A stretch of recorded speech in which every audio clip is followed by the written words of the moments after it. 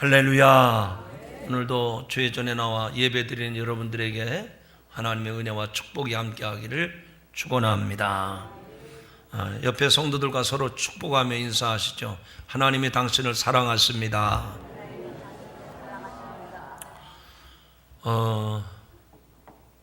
오늘 정조대왕 능행차가 있어서 예배당에 나오시는데 좀 번거로우셨을 줄로 압니다. 조선 22대 왕 정조가 아버지 사도세자의 묘를 찾는 능행차하는 모습이 매년 10월 첫 주일에 펼쳐집니다.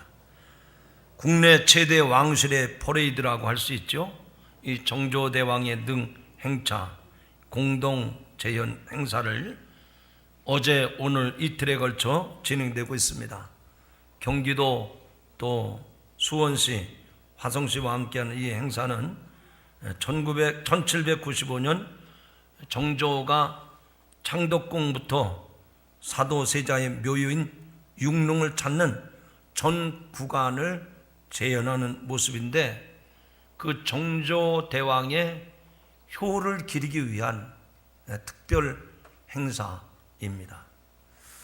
오늘 10시에 이 교회 앞을 지나갔는데 그 모습을 보면서 참 요즘 보기 드문 장관이다. 우리 장로님들도 이렇게 내다보시고 참 좋다, 그런 생각이 들었던 것입니다. 저는 그 모습을 매년 이맘때쯤이면 지켜보면서 그런 생각을 합니다. 일국의 대왕이 자기 아버지의 효심을 기리기 위해서 그렇게 시간이 지났음에도 능행차를 재현하는 것을 보며 우리들도 우리들의 후세들에게 우리들이 어떻게 믿음의 발걸음을 걸어갔는지 우리 자식들이 또 우리 후손들이 길이 기억하고 또 기념이 되는 그런 신앙생활이 됐으면 좋겠다, 그런 생각을 갖습니다.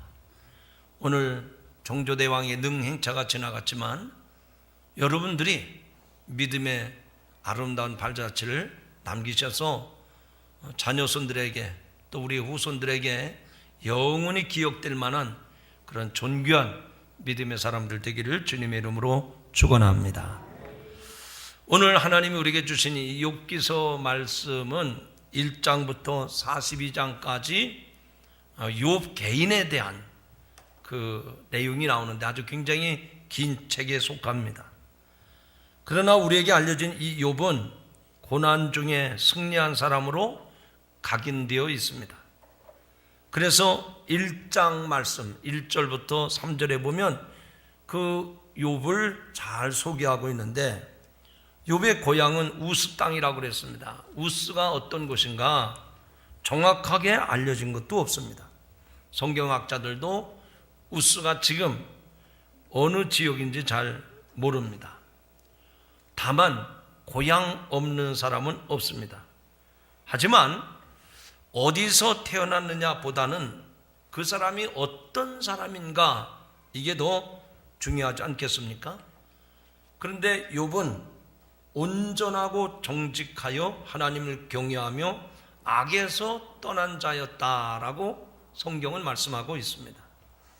욥의 인품과 신앙 인격을 아름답게 설명해주고 있습니다.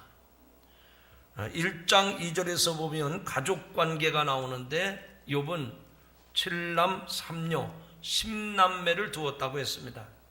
또 3절에서는 그의 재산을 소개하는데 한마디로 말하면 욥은 부자였습니다. 양이 7,000마리요 낙타가 3,000마리요 소가 500개리요 암나귀가 500마리며 종도 많이 있었습니다. 그리고 욥에 대한 최종 평가가 1장 3절 하반절에 나오는데 동방 사람 중에 가장 훌륭한 자라고 말씀합니다. 만약 여러분에게 이런 아들이 있다면 여러분은 어떻게 하겠습니까? 정말 자랑스럽죠. 내 자식이 이렇게 훌륭한 사람이라고 하면 얼마나 뿌듯하겠습니까? 이 모든 욥의 삶을 허락하신 분이 욥이 경외하는 하나님이셨습니다. 이 욥의 하나님은 누구의 하나님입니까? 아브라함의 하나님, 이삭의 하나님, 야곱의 하나님, 요셉의 하나님, 이스라엘의 하나님, 결국은 우리의 하나님이신 줄로 믿습니다. 오늘 이 아침에 그 하나님을 믿는 여러분들이 하나님이 말씀하신 욥에 대해서 살펴보므로 나는 어떻게 인생을 살아가야 될까? 말씀에 도전을 받으시고 여러분이 믿음으로 결단하는 시간이 되기를 주님의 이름으로 축원합니다. 하나님은 당신의 백성들, 당신의 자녀들을 자랑하기를 원하십니다. 아니, 자랑스러운 모습이 있다면 대단히 하나님이 즐거워하실 거란 말이죠. 결국 하나님은 우리가 자랑스럽도록 잘 살기를 원하신다는 얘기입니다. 여기 계신 여러분 중에 누구도 인생 나그네처럼 폐인처럼 살아가기를 원하지 않습니다.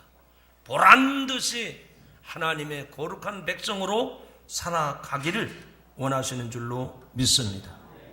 그렇다면 오늘 주신 말씀을 통해서 욥의 삶을, 욥의 신앙을 면면히 들여다보면서 우리들도 그렇게 욥을 본받고 닮아갈 수 있기를 축복합니다.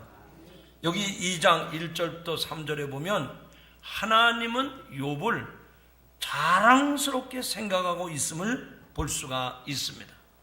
하루는 하나님의 아들들이 와서 여호와 앞에 서고 사탄도 그들 가운데 와서 여호와 앞에 섰습니다. 여기서 하나님의 아들들은 누굴까? 영어 성경 NIV에서 보면 더 엔젤스라고 번역하고 있습니다. 즉 천사들을 가리키는 말입니다. 구약에서 천사들은 여호와의 사자, 신의 아들들 이렇게 다양하게 표현되고 있습니다. 그런데 사탄도 그들 가운데 있었다고 기록했습니다. 그러면 사탄이 어떻게 하나님의 아들들이 오는 곳을 올 수 있었을까? 아마도 욥을 해치려는 음모를 가지고 몰래 들어왔을 것입니다. 마치 사탄이 가라지를 곡식에 덧뿌리고 달아나는 것처럼 이 사탄도 하나님의 아들들 가운데 들어온 것이죠. 이때 여호와 하나님은 사탄이 있음을 보고 그에게 묻습니다. 네가 어디서 왔느냐? 사탄이 여호와께 대답하기를 땅을 두루 돌아다니다가 여기저기 다녀왔나이다. 그래서 하나님이 다시 사탄에게 묻습니다. 그러면 내가 내 종 욥을 주의하여 보았느냐? 그러면서 이어서 욥에 대해서 하나님이 아주 자랑스럽게 말씀을 하십니다. 그와 같이 온전하고 정직하여 하나님을 경외하며 악에서 떠난 자가 세상에 없느니라. 네가 나를 충동하여 까닭없이 그를 치게 하였어도 그가 여전히 자기의 온전함을 굳게 지켰느니라. 할렐루야. 하나님은 자신 있게 그 사탄 앞에서 욥을 당당하게 그리고 자신 있게 이야기하고 있습니다. 왜 욥이 하나님의 자랑이 될 수 있을까? 왜 하나님이 그 사탄 앞에서 이렇게 자랑스럽게 욥을 내세우는 것일까? 오늘 말씀에 그 내용을 찾아볼 수가 있습니다. 첫째는 온전한 사람이라고 하나님이 욥을 칭찬하십니다. 우리 옆 사람을 쳐다보면서 인사하시죠. 온전한 사람이라고 칭찬하셨습니다. 하나님의 아들들 가운데 더더군다나 사탄들이 그 자리에 있는데 그 사탄들 앞에서 욥을 자랑하는데 저 사람은 온전한 사람이라고 칭찬을 하셨다는 말입니다. 온전하다고 하는 것은 뭘 얘기하는 걸까요? 다른 건 그만두고라도 이 욥은 하나님 앞에서 하나님과의 관계가 바로 되어 있는 사람이라는 뜻입니다. 하나님과의 올바른 관계라는 것이죠. 그 관계가 흐트러지지 않았다는 겁니다.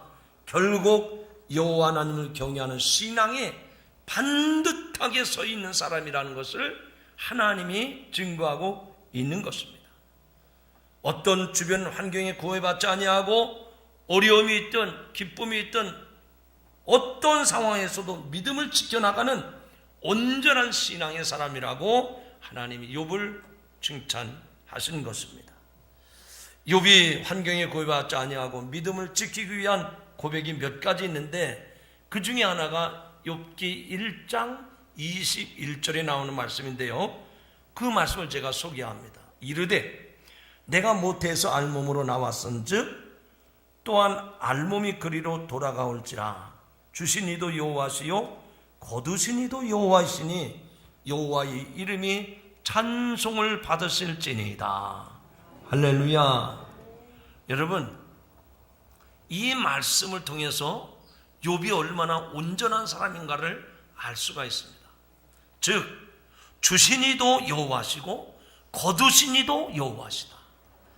우리들은 어떻습니까? 주면 쌍수를 들어서 할렐루야 막 좋아라 축복이다 막 그러는데 건강을 걷어가시든지 물질을 걷어가듯이 내게서 그런 것들이 사라지면 그때부터 원망이 나오고 불평이 나오고 도대체 하나님이 어떤 분이냐 이렇게 하나님을 대적을 합니다.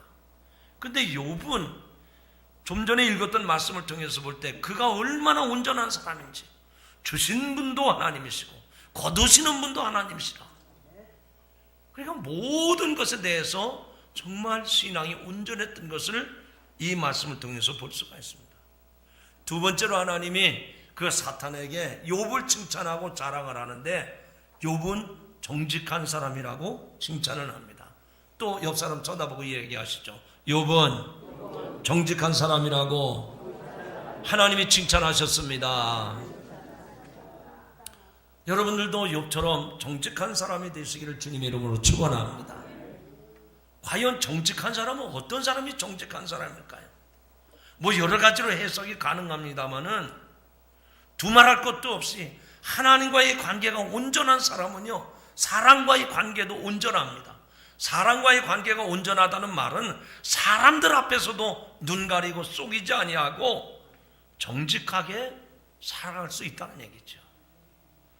오늘 이 말씀을 듣는 성도 여러분, 욥처럼 여러분의 인품이, 여러분의 성품이 온전하고 정직해지시기를 주님의 이름으로 축원합니다.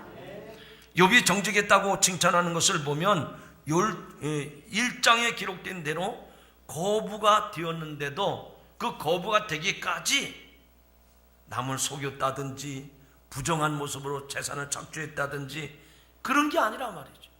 정직하게 벌어서 부자가 되었음을 아는 얘기입니다. 요즘 우리 사회를 보면서 그리고 한국 교회를 보면서 저는 정말 이때의 말로 교회와 성도들이 정직해야 될 때라고 확신합니다. 오늘 이 말씀을 듣는 여러분, 여러분의 심령을 기경해서 정직한 성도들이 되기를 주님의 이름으로 축원합니다. 무엇보다도 우리와 교회가 회복해야 될 것은 정직성입니다. 정직성.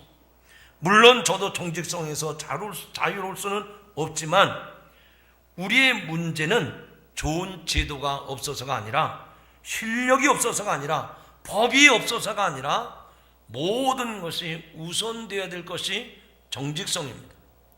정직하지 못한데 무슨 법이 필요하겠습니까? 남을 속이려고 하는데 당할 재간이 없는 겁니다. 여러분, 노아 시대 때에 하나님께서 세상의 죄악의 관영함을 아시고 그 마음의 생각이 항상 악할 뿐임을 보시고 땅 위에 사람 지었음을 한탄하사 마음에 근심하셨다고 말씀을 했어요. 무슨 얘기입니까? 우리가 정직하지 못한 모습을 하나님이 보시고 하나님이 근심하시고 하나님이 한탄하셨다는 거예요. 여러분, 이걸 어렵게 생각하지 마시고요, 여러분의 자녀들이 참 이쁘게 잘 자라고 마음이 곱고 마음이 정직하고 이렇게 잘 자라가야 되는데 어느 순간부터 마음이 삐끗해져 가지고 부모한테 속임수를 쓰고 정직하지 못하게 살고 이러면 그 자녀에 대한 기대감이 무너지는 거예요. 그 상실감은 이루 말할 수가 없습니다. 어떻게 내 속으로 난 자식이 이렇게 거짓되고 이렇게 부정직할까? 그것 때문에 마음이 무너지는 게 부모의 마음 아닙니까? 우리들도 하나님 앞에 볼 때 그렇단 말이죠. 우리가 정직하게 바르게 살지 않으면 하나님께서 저와 여러분을 보시면서 내가 인생들을 지었는데 그 인생을 보시고 근심하시고 탄식하신다는 거예요. 오늘 이 말씀을 듣는 가운데 성령의 기름 부으심으로 말미암아 여러분의 심령이 정직해지기를 주님의 이름으로 축복합니다. 축복합니다. 창세기 6장 5절 6절에 말씀하고 있습니다. 우리 사회를 들여다보면 부정직한 모습들이 너무 많아요. 정직해야 할 목사가 정직하지 못하고 정직해야 할 교회가 정직하지 못하는데 누가 누구에게 정직하라고 권면을 하고 설교를 할 수가 있겠습니까? 우리는 정직해야 됩니다. 다시 말합니다. 우리 성도들만큼은 교회만큼은 정직해야 될 줄로 믿습니다. 신명기 6장 18절 19절의 말씀, 여호와께서 보시기에 정직하고 선량한 일을 행하라. 그리하면 내가 복을 받고 그 땅에 들어가서 여호와께서 모든 대적을 네 앞에서 쫓아내시겠고 또 내 조상들에게 맹세하신 아름다운 땅을 차지하리니 여호와의 말씀과 같으니라. 할렐루야.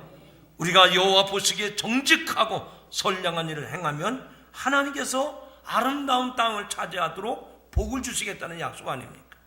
시편 11편 7절에도 말씀합니다. 여호와는 의로우사 의로운 일을 좋아하시나니 정직한 자는 그의 얼굴을 배우리라. 할렐루야. 여러분, 심령이 깨끗한 사람이 천국을 본다고 마태복음에서도 말씀하지 않았습니까?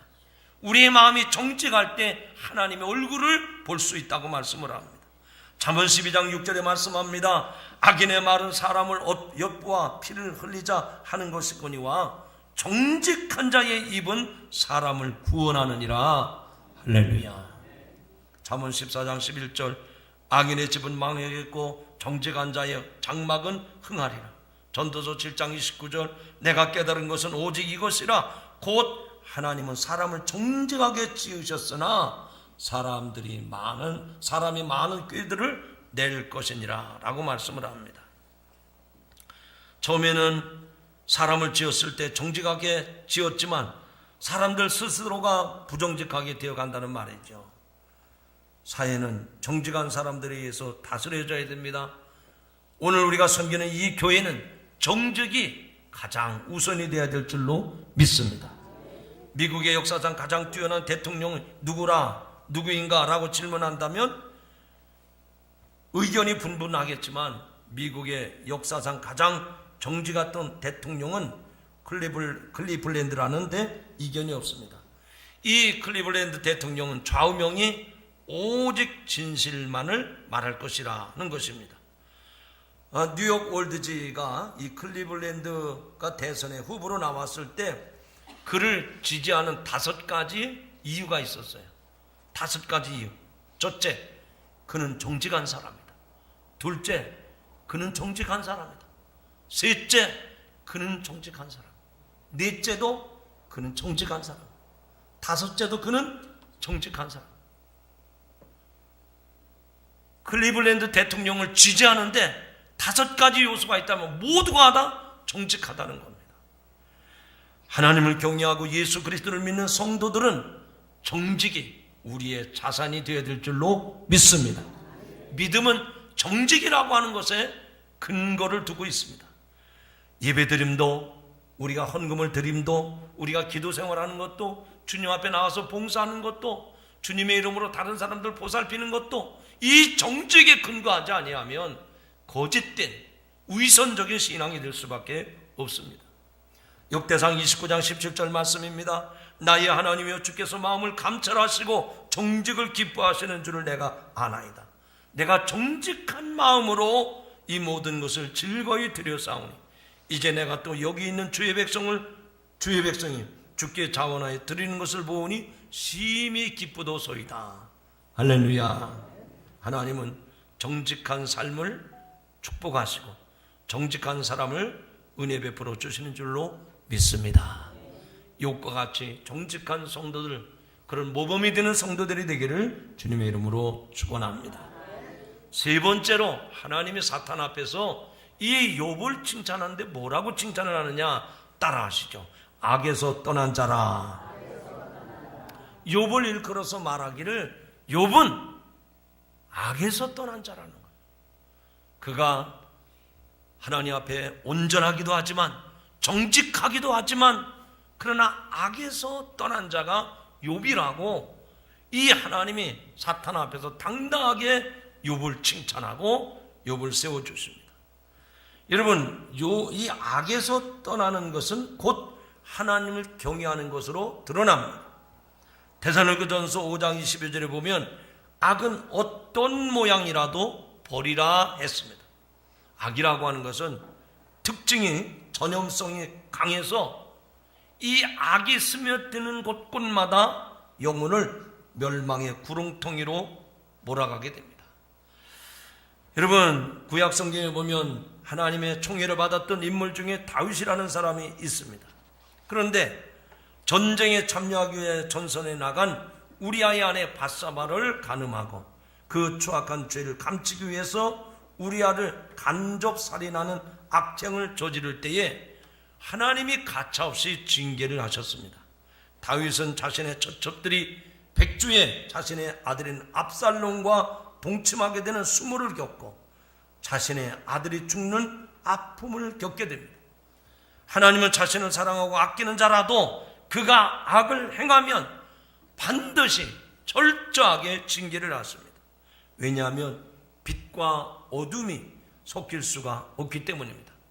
하나님은 본질상 악과 함께 하실 수 없기 때문입니다.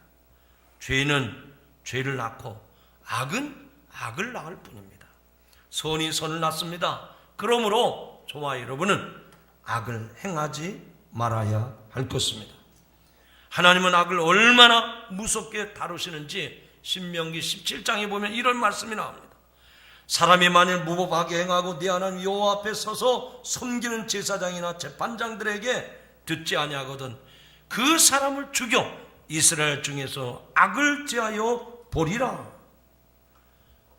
악을 행하는 자는 그 사람을 죽여서 이스라엘 중에서 그 악을 제하라는 겁니다. 그리하면 온 백성이 듣고 두려워하여 다시는 무법하게 악을 행하지 아니하리라. 여러분, 사람을 죽여서라도 그 악을 제하라는 겁니다.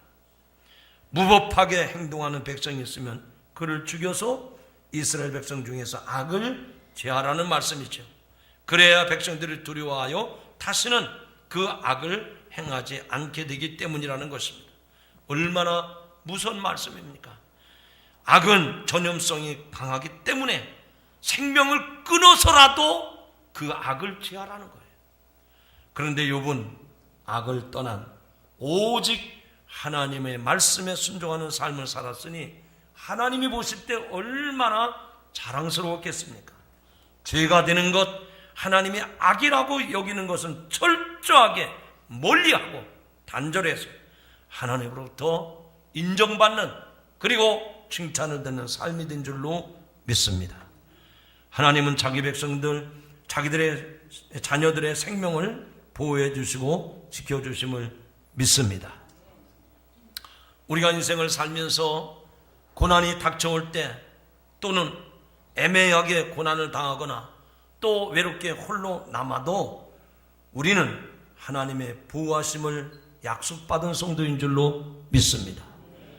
처음에 사탄이 하나님에게 욥의 경건함이 그 욥의 의로움이 하나님에게 받은 물질적인 부유함 때문이라고 1장에서 주장하고 있습니다.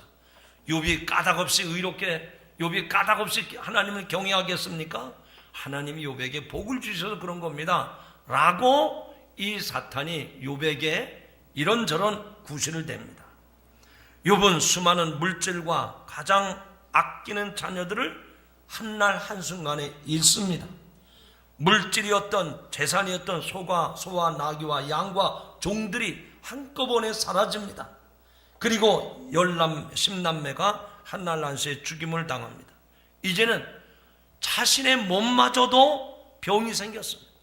오늘 말씀 4절 가운데 보니까 사탄이 여호와께 대답하여 이르되 가죽으로 가죽을 바꾸오니 사람이 그의 모든 소유물로 자기의 생명을 바꾸올지라. 이렇게 하나님 앞에 사탄이 욥을 고발하고 있는 거예요.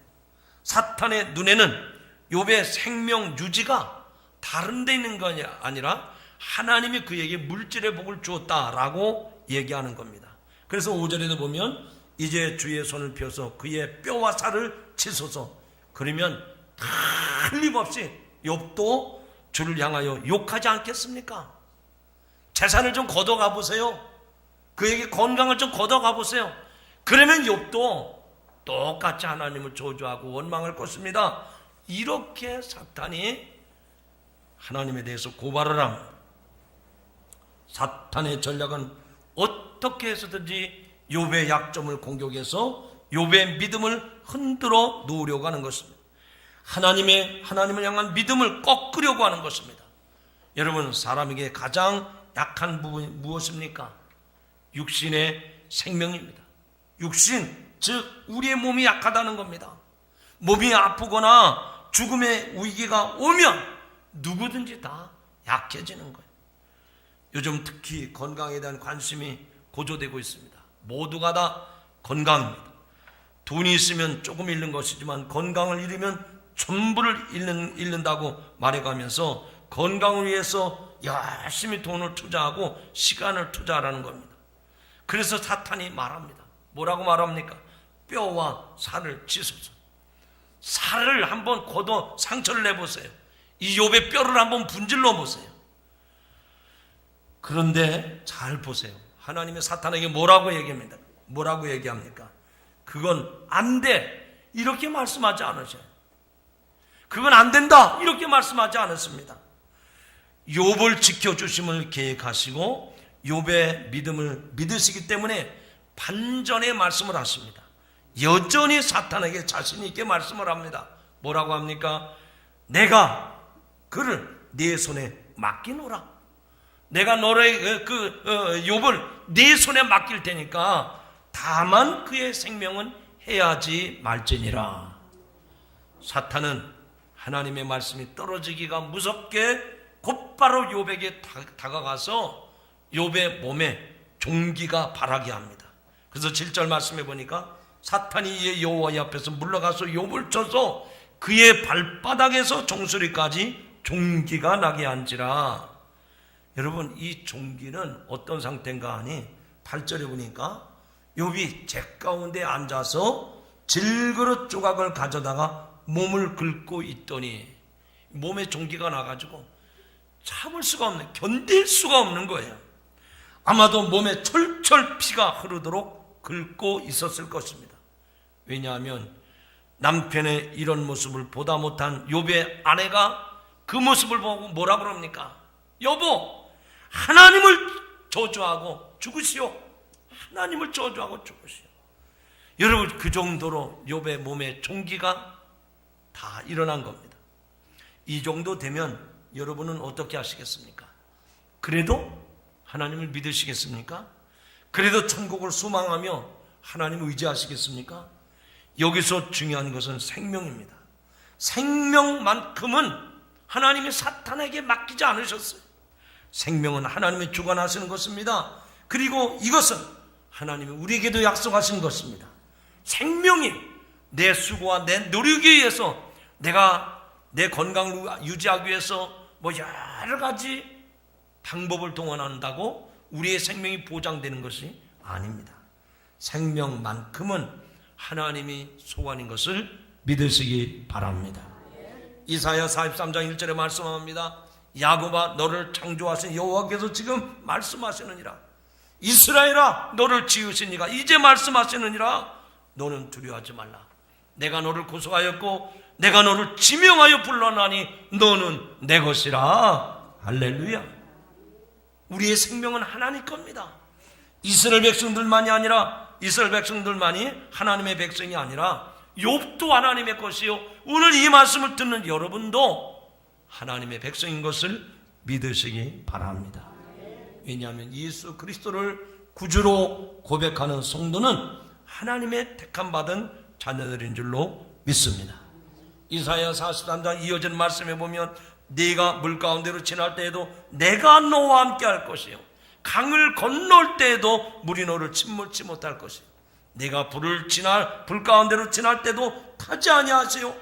또 불꽃이 너를 사르지도 못하리라. 할렐루야. 하나님께서 불 가운데에서도 물 가운데에서도 우리를 건져주시고 지켜주심을 믿으시기 바랍니다. 그 말은 하나님이 저와 여러분에게 기대하시는 바가 크다는 거예요. 내가 너를 지켜줄 거다. 내가 너를 보호할 거다. 그러므로 내가 너에게 관심이 있다. 내가 너에게 큰 기대를 가지고 있다. 이렇게 말씀하는 겁니다. 여러분의 부모가 자녀에게 기대를 걸듯이 하나님도 우리를 자녀로 불러 삼으신 후에 기대를 갖고 계세요. 어떤 고난이 와도 극복하기를 기대하신다 그 말입니다. 고난을 극복하고 난 다음에 하나님이 주시는 그 분복을 받아 누리기를 원하시는 줄로 믿으시기 바랍니다. 한번 따라 하시죠. 하나님은 나에게 기대하고 계십니다. 우리가 어떤 어려움이 와도 그 어려움 앞에서 무너지고 좌절하고 낙심하고 절망할 것이 아니라 그 고난을 이겨내고서 하나님이 예비하신 복을 누리도록 하나님 지금도 저와 여러분에게 기대하심을 믿으시기 바랍니다. 그렇다면 왜 하나님은 이 하나님을 잘 경외하고 정말 온전하고 정직했던 이 욥에게 왜 고난을 주신 것입니까? 사탄이 주는 고난은 이유가 있습니다. 우리가 글로서 성경을 읽으니까 이 욥의 상태를 쉽게 이해하지 못할 수가 있습니다. 하지만 잘 보시기 바랍니다.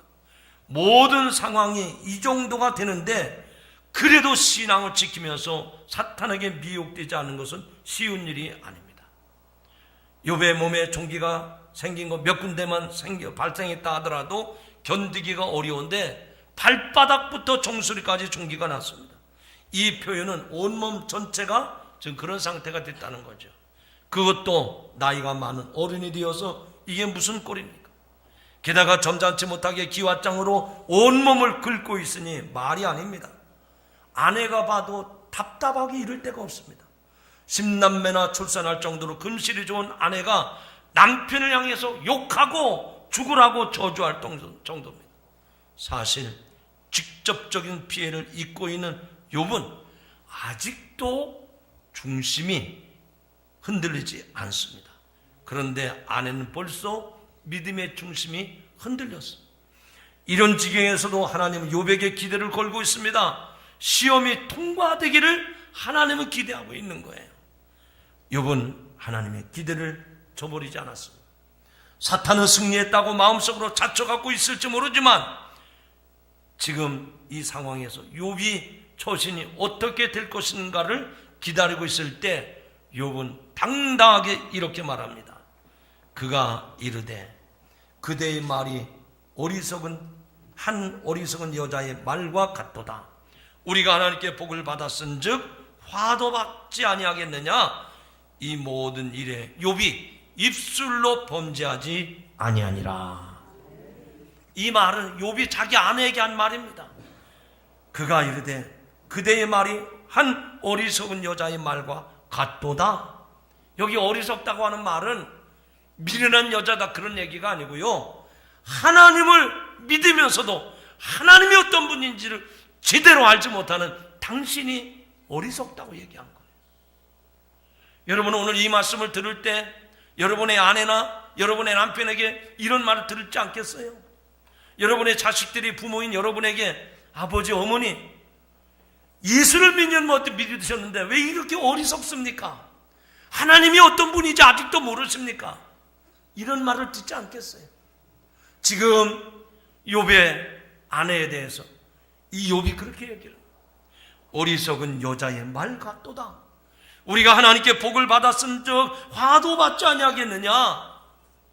여러분, 이 말 속에는요, 욥이 얼마나 온전한 사람인가를, 욥이 얼마나 하나님을 경외한 사람이었는가를 한눈에 알 수가 있습니다. 성도 여러분, 이 욥의 고백 속에서 하나님은 우리에게 복을 주시기도 하시지만 그러나 때로는 화도 주시는 분이라는 것을 이 욥의 고백 속에서 볼 수가 있습니다. 여러분, 하나님이 왜 우리에게 화를 주실까요? 왜 하나님이 우리에게 그런 어려움을 당하게 하실까요? 우리의 믿음을 정금같이 연단해서 정금같이 빛나게 다시 새로운 모습으로 거듭나게 하시기 위해서 우리에게 때로는 시험 같은 불같은 시험을 주심을 믿으시기 바랍니다. 만약에 하나님께서 화를 주셨다면 그 사탄에게 그 욥의 생명까지 네가 책임져라, 그리고 욥의 생명을 거두어가게 하실지도 모릅니다. 그러나 하나님은 그런 하나님이 아니십니다. 욥의 믿음을 시험해 보라고 그래서 이 사탄을 통해서 몸에 악창이 나도록 만들었지만 그러나 욥의 생명을 거두지 않으셨어요. 그 하나님의 의도가 뭘까요? 아무리 사탄이 찢고 까불러도 욥은 흔들리지 아니할 것이다. 내가 그것을 알고 있다. 그래서 욥의 생명만큼은 네가 타치하지 말아라. 사랑하는 성도 여러분, 오늘 하나님 앞에 저와 여러분이 받은 은혜가 너무 귀하고 받은 은혜와 축복이 많은 줄로 믿습니다. 그러나 이것 가지고는 안 되겠기에 또다시 하나님은 우리에게 시험거리를 주셔서 그 시험을 통과한 후에 정금같이 저와 여러분의 삶이, 저와 여러분의 믿음이 빛나게 하시는 하나님이 있음을 믿으시기 바랍니다. 얼마나 멋있는, 얼마나 놀라우신 하나님이십니까? 욥의 하나님이 여러분의 하나님이 되시기를 축복합니다. 그렇다면 욥을 자랑스러워하시는 하나님은 오늘 저와 여러분도 이 어려움 속에서 그 믿음을 지켜낼 때에 하나님이 저와 여러분을 보시고 기뻐하시고 흡족해 하시고 저와 여러분을 존귀하게 여기시고 저와 여러분을 칭찬하시고 축복하시리라 믿습니다. 하나님 욥의 생명을 보호하셨듯이 우리의 생명을 보호해 주실 줄로 믿습니다. 하나님을 믿고 육신의 생명이 위협이 오는 어떤 시험이 있다 할지라도 욥처럼 믿음을 가지고 극복하셔서 하나님의 기대에 부응하는 그런 축복된 성도들이 되기를 주님의 이름으로 축원합니다. 말씀을 맺으면서 욥이 한순간에 자식들이 다 죽었다고 그랬잖아요. 재산이 한순간에 다 날아갔다고 그랬잖아요. 심지어는 자기 몸에 악창이 나서 죽을 고비를 넘겼다고 그랬잖아요. 이렇게 욥이 끝나고 마는 겁니까? 하나님은 욥을 그렇게 저주하고 끝나신 하나님이십니까? 아니었습니다. 욥기 마지막 42장에 가서 보면 하나님이 욥의 믿음을 달아보신 다음에 욥을 축복하셨는데 어떻게 기록되고 있습니까? 욥기 42장 12절에 보면 여호와께서 욥의 말년에 욥에게 처음보다 더 복을 주시니 그가 양 14,000과 낙타 6,000과 소 1,000겨리와 암나귀 1,000을 두었고 또 아들 7과 딸 셋을 두었으며 17절 16절에 보면 그 위에 욥이 140년을 살며 아들과 손자 4대를 보았고 욥이 늙어 나이가 차서 죽었더라. 여러분 2절에 자기가 누렸던 복을 하나님이 고스란히 욥에게 허락하신 줄로 믿습니다. 성도 여러분, 오늘 저와 여러분이 욥과 같이 모범된 신앙의 성도들이 되기를 축복합니다. 온전한 성도가 되십시오. 정직한 성도가 되십시오. 그리고 하나님을 잘 경외하는 성도가 되사 전무후무한 그런 믿음의 주인공들이 되기를 주님의 이름으로 축원합니다. 기도하십니다. 살아계신 하나님 아버지, 오늘도 욥기서 욥의 모습을 보면서 우리들의 모범된 신앙이 무엇인가를 보게 하시니 감사드립니다. 우리들도 이 땅에 사는 동안 하나님과의 관계가 온전한 관계가 되게 하여 주시옵소서. 흔들리지 않게 하여 주시옵소서. 갈팡질팡하지 않게 하여 주시옵소서. 단단히 박힌 목과 같이 온전한 믿음이 되게 하여 주시옵소서. 욥은 정직했다고 그랬습니다. 하나님, 이 세상은 속임수가 판을 치고 부정과 불법이 판을 치는 세상이지만 하나님의 백성들은 정직한 성도인 줄로 믿습니다. 우리에게 정직한 영을 부어 주시옵소서. 그리고 하나님은 욥은 하나님을 온전히 경외하였다고 했습니다. 우리가 하나님을 온전히 경외함으로 말미암아 어떤 어려움 앞에서도 무너지지 아니하게 하시고 하나님의 복을 누리는 우리 성도들이 되게 하여 주옵소서. 예수님의 이름으로 감사하며 기도하옵나이다. 아멘.